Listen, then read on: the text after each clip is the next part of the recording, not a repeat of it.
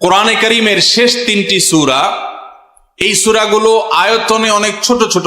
সূরা ইখলাস, যেটাকে আমরা কুল হুয়াল্লাহ সূরা বলি, সূরা ফালাক এবং সূরা নাস, এই তিনটি সূরা হলো গোটা কোরআনে যত বিশেষ ফজিলতপূর্ণ, বিশেষ মর্যাদাপূর্ণ সূরা আছে তন্মধ্য থেকে অন্যতম। এই তিনটি সূরার মর্যাদা অনেক বেশি। আমি শুধুমাত্র এই তিনটি সূরা সম্পর্কে সংক্ষেপে ফজিলত এবং মর্যাদা এবং কখন কখন আমাদের পাঠ করার নির্দেশ আল্লাহ তাআলা দিয়েছেন, কেন দিয়েছেন সে বিষয়ে কথা বলার পর এই সূরাগুলোর প্রত্যেকটি সংক্ষিপ্ত ব্যাখ্যা অনুবাদে আমরা চলে যাব ইনশাআল্লাহ তাআলা। সম্মানিত উপস্থিতি, সূরা ইখলাস, সূরা ফালাক, সূরা নাস, সূরা কুল হুয়াল্লাহ, সূরা কুল আউযু বিরাব্বিল ফালাক, সূরা কুল আউযু বিরাব্বিন নাস, এগুলা যার যার মুখস্থ আছে একটু হাত তোলেন সবাই। মাশাআল্লাহ, তার মানে আমাদের সবার মুখস্থ আছে। হাত নামায়েন না, হাত উঠায় রাখেন। আল্লাহ আপনি আমাদের সবাইকে এই তিন সূরার সারমর্ম, এর মর্যাদা, এর ফজিলত, এর নির্দেশ, এর বার্তা, এটা আমাদের সবাইকে গ্রহণ করার, অনুধাবন করার, উপলব্ধি করার, মেনে চলার তৌফিক দান করুন। এবার হাত নামান। সম্মানিত ভাইরা আমার, কোরআনে কারীমের এই শেষের তিনটা সূরা এমন তিনটা সূরা যে আমাদের প্রিয় নবী সাল্লাল্লাহু আলাইহি সাল্লাম সারা দিনে সবচাইতে বেশি সংখ্যক বার যেই সূরাগুলোকে ওয়াজিফা হিসাবে, আমল হিসাবে পড়ার নির্দেশ দিয়েছেন কোরআনে কারীমের, সেই সূরাগুলো হলো এই তিনটা সূরা। এই তিনটা সূরা দিনে এবং রাতে যত বেশি সংখ্যক বার পাঠ করতে হয়, অন্য কোন সূরা, এমনকি অন্য কোন দোয়া এত বেশি সংখ্যক বার পাঠের নির্দেশ কোরআনে অথবা হাদিসে কোথাও দেওয়া হয় নাই।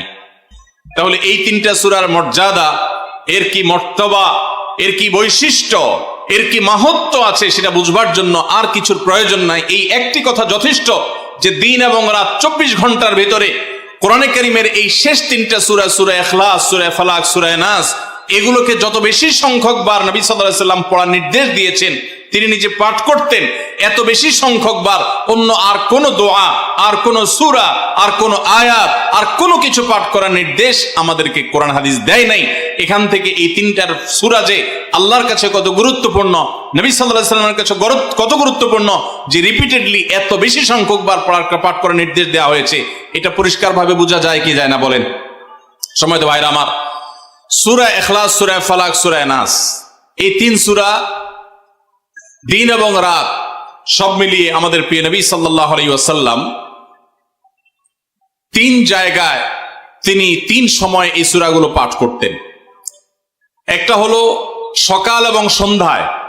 সকাল এবং সন্ধ্যায় নবী করিম সাল্লাল্লাহু আলাইহি ওয়াসাল্লাম তিন কুল পড়তেন। এটাকে সংক্ষেপে বলা হয় তিন কুল। যেহেতু তিন সূরার শুরুতে কুল শব্দটা আছে, এই জন্য সংক্ষেপে বলা হয় তিন কুল। এই তিন কুল ইখলাস, ফালাক, নাস, এই শেষের তিনটা সূরা কোরআনের, এই তিনটা সূরাকে আমাদের প্রিয় নবী সাল্লাল্লাহু আলাইহি সাল্লাম সকাল সন্ধ্যায় পড়তেন। একটা টাইম পাইলাম, কোন টাইমে পড়তেন? সকাল এবং সন্ধ্যায়। সকাল এবং সন্ধ্যার পাশাপাশি তিনি রাতে ঘুমানোর আগে আবার পড়তেন। তাহলে দুইটা টাইম পাইলাম। আরেকটা টাইম হলো 5 ওয়াক্ত নামাজের পরেও তিনি পাঠ করতেন। তাহলে কয় টাইম হলো? 3 টাইম। 3 কুল পড়তে হয় প্রতিদিন, রাত পুরা 24 ঘন্টার মধ্যে কয় টাইম? 3 কুল 3 সময়ে পড়তে হয়। সকাল এবং সন্ধ্যা এবং রাত এই সময়গুলোতে পড়তে হয় প্রত্যেকটা 3 বার করে। 3 বার পড়লে কি লাভ হয়?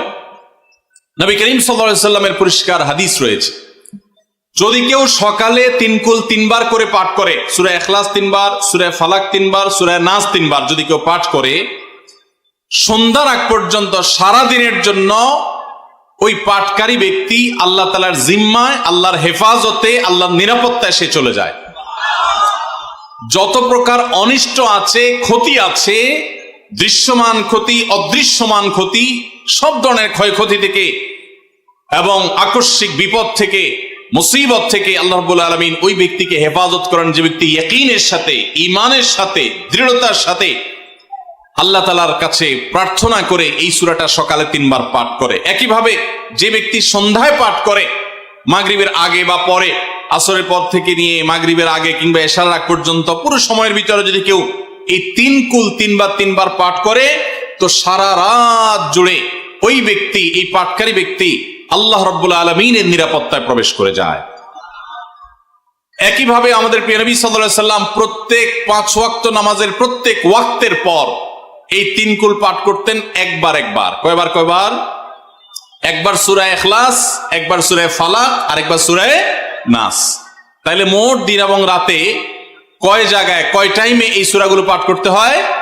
3 টাইম। একটা হলো সকাল সন্ধ্যায়, আরেকটা হলো রাতে শোয়ার আগে, আরেকটা হলো 5 ওয়াক্ত নামাজের 5 ওয়াক্ত নামাজের পরে একবার করে, একবার সূরা ইখলাস, একবার সূরা ফালাক, একবার সূরা নাস। ফজরের পরে, আবার যোহরের পরে, আবার আসরের পরে, আবার মাগরিবের পরে, আবার এশারের পরে। তাহলে দিন এবং রাত 24 ঘন্টায় এই 3 কুল কত বেশি গুরুত্বপূর্ণ হলে কোরআনের অন্য কোন সূরা, অন্য কোন আয়াত এত বেশি জায়গায়, এত বিভিন্ন জায়গায়, বিভিন্ন সময় নবী সাল্লাল্লাহু আলাইহি সাল্লাম এত সংখ্যকবার আমাদেরকে পাঠের নির্দেশ দেন নাই।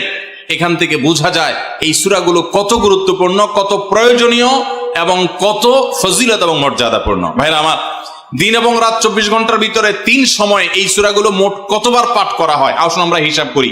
সকাল, সন্ধ্যা এবং রাতে 3 বার করে যদি পাঠ করা হয় তাহলে কয়বার হলো? 9 বার করে।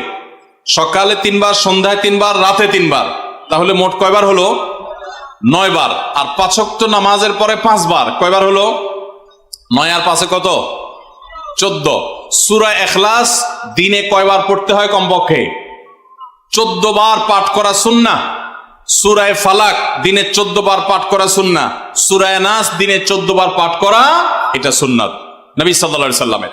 এই আমলটা আমরা অনেকে জীবনে আজকে প্রথম শুনেছি, অনেকে হয়তো আগে থেকে জানি। আমি এই ফজিলত এবং মর্যাদার কথা যে বললাম, আল্লাহ নবী সাল্লাল্লাহু আলাইহি সাল্লাম যে বলেছেন সকালে পড়লে সারাদিন, সন্ধ্যা পড়লে সারা রাত, রাতে শোয়ার সময় পড়লে, বিশেষ করে রাতে মানুষ ঘুমন্ত অবস্থায় নানা রকমের ক্ষয়ক্ষতির আশঙ্কা থাকে। এই সব ধরনের ক্ষয়ক্ষতি থেকে আল্লাহর নিরাপত্তা এসে চলে আসে। আল্লাহ তার হেফাজতে জিম্মাদারি নিয়ে নেন, দায়িত্বশীল হয়ে যান। সবকিছু থেকে যথেষ্ট, সবকিছু থেকে আল্লাহ তাআলা তাকে নিরাপদ করে দেন। এই বিশ্বাস, এই ইয়াকিন নবী সাল্লাল্লাহু আলাইহি সাল্লামের কথার প্রতি আমাদের আছে না নাই? তাহলে এই সূরাগুলো আমরা আজ থেকে আমল করব তো ইনশাআল্লাহ। এই 3 কুল সকাল, সন্ধ্যায় এবং রাতে ঘুমানোর আগে এটা পাঠ করার একটা বিশেষ পদ্ধতি আছে। সেটা হলো নবী করিম সাল্লাল্লাহু আলাইহি সাল্লাম শিক্ষা দিয়েছেন এই 3 কুল। সূরা ইখলাস 3 বার পড়বেন, সূরা ফালাক 3 বার পড়বেন, সূরা নাস 3 বার পড়বেন। পড়ে 2 হাতকে এরকম কোষ করবেন, এভাবে কোষ করবেন। কোষ করে এই কোষের মধ্যে ফু দিবেন। নিজের কোষের ভিতরে 3 বার পড়ে ফু দিয়ে এরপর সেটাকে পুরা শরীরের মধ্যে মুছে ফেলবেন।